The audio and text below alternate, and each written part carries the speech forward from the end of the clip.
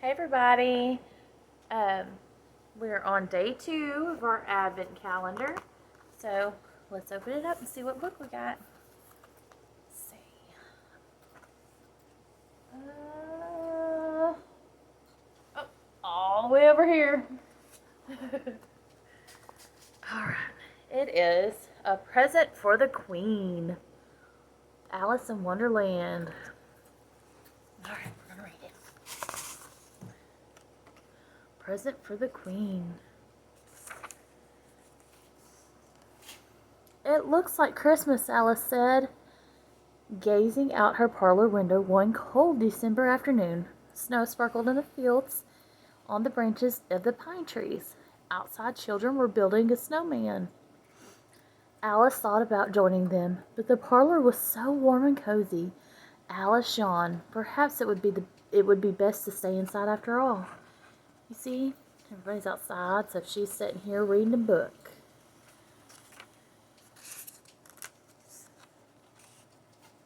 Says, suddenly something hopped across the snow in the front of Alice's house. It was a rabbit with white fur, wearing a red coat. Alice sat up startled. "Why is that white rabbit from Wonderland?" she cried. It's lost, the white rabbit wailed as he hurried past the house. You see him running? She's looking out the window and she sees him running. She's like, what is he doing? Okay, so it says, Alice quickly put on her winter coat and ran outside after the rabbit. She caught up to him just as he was about to dive into a hole under a tree. Not so fast, Alice said. You're always running away. Whatever is wrong this time?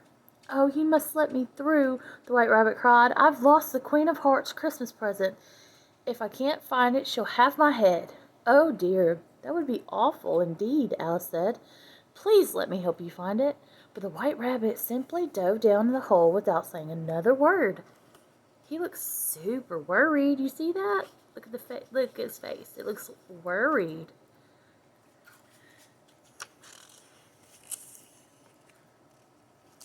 Alice followed the white rabbit down, down, and down. She fell until she landed with a thump.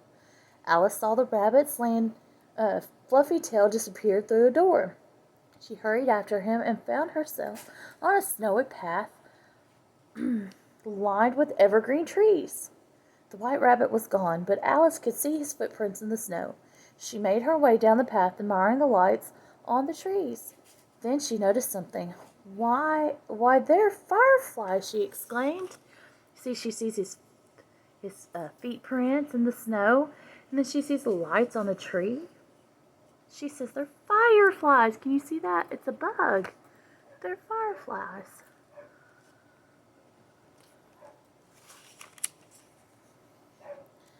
All at once, the footprints stopped. I've lost him again, Alice said, with a sigh.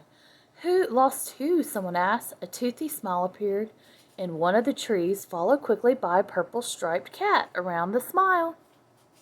Cheshire cat, Alice cried happily. Maybe you can help me. The white rabbit has lost the Queen's present. But that's a lost what? The cat interrupted. I thought you said you lost a who? You see the Cheshire cat smiling. All you can see is his eyes and his mouth. Alice frowned. Usually she quite enjoyed riddles, but she always had such trouble explaining herself to the Cheshire cat. I didn't lose a what, she said. The white rabbit did, and now I've lost him. Suddenly the Cheshire cat disappeared. I can't help you with your lost who, he called out, but I can help you with your lost what. Try the Mad Hatter. See, he's listening to her as she's telling him what she lost.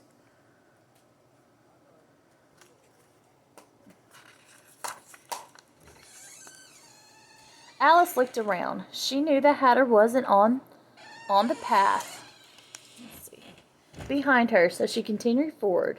Soon she heard music. Deck the halls with boughs of jelly.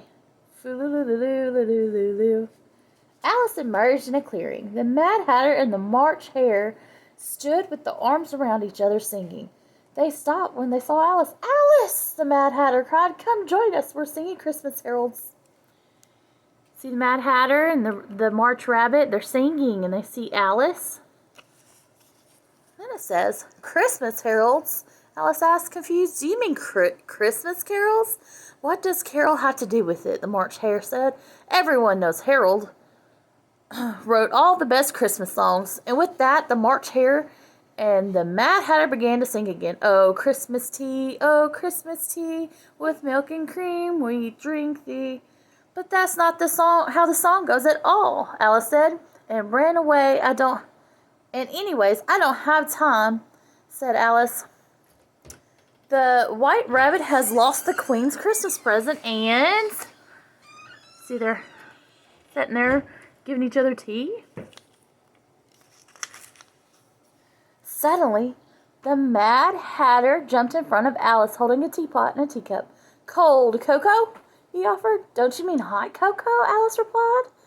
"This reminds me of a riddle," the Mad Hatter said. "What keeps your head cool in the summer and warm in the winter?" "A hat, of course," Alice said. "Now, please, I need your help. The Queen's present is lost."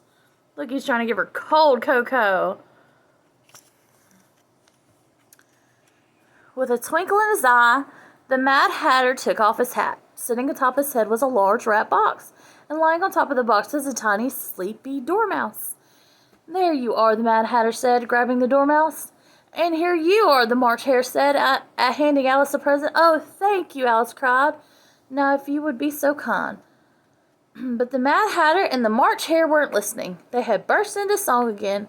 "On the first day of Christmas, my best friend gave to me a steaming pot of lovely tea." See? He had the present under his hat the whole time. You see that?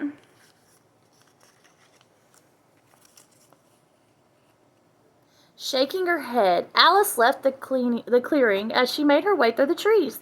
She saw that the White Rabbit's footprints had reappeared. Alice didn't want to lose the tracks again. She carefully followed them all the way to the Queen's castle. As she approached the gates, the Queen's guards grabbed her. "The Queen's got a reward out for your head," one of the guards said. See, the guards grabbed Alice.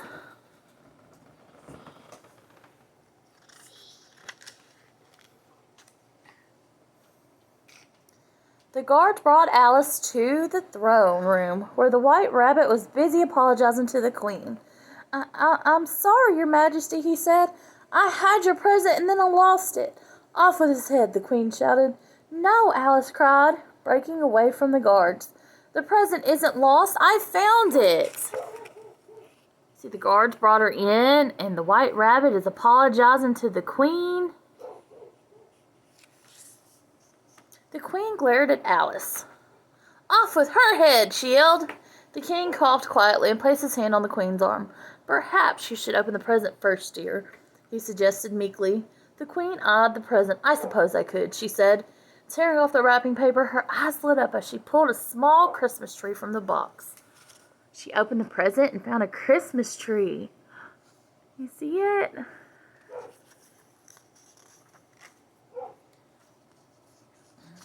As the Queen of Hearts admired her Christmas gift, a large grin appeared in the air next to Alice. "Now might not be the worst time to slip away," it said. Alice nodded and quickly snuck out of the room. As soon as she was safely out of sight, she began to run. But then she slipped on a patch of ice and hit her head. Everything went black. Oh no. You see, she was running and she slipped on this little thing of ice. Oh no. When Alice opened her eyes, she found herself back in her parlor. She yawned. "What a strange dream I just had," she said, stretching. Alice looked out the window. Just then her eye caught the finished snowman. It was wearing a familiar hat and holding a teacup. Alice frowns. Perhaps it hadn't been a dream after all. See, she's looking at the snowman, and it's got the Mad Hatter's hat on and his teacup. All right, guys. I will see you tomorrow for book number 3. Bye.